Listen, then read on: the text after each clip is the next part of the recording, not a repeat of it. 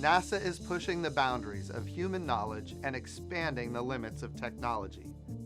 I am proud to announce that our next New Frontiers mission, Dragonfly, will explore Saturn's largest moon, Titan.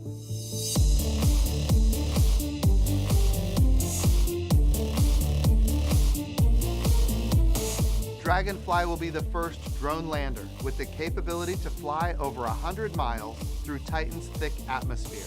Titan is unlike any other place in our solar system and the most comparable to early Earth.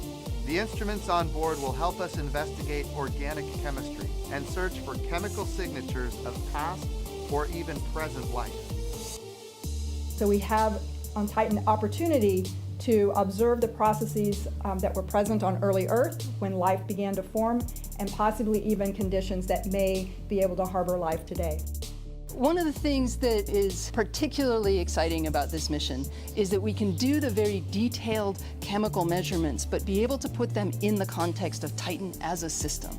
It's the science that really motivates us to do this exciting and difficult mission. Go Dragonfly.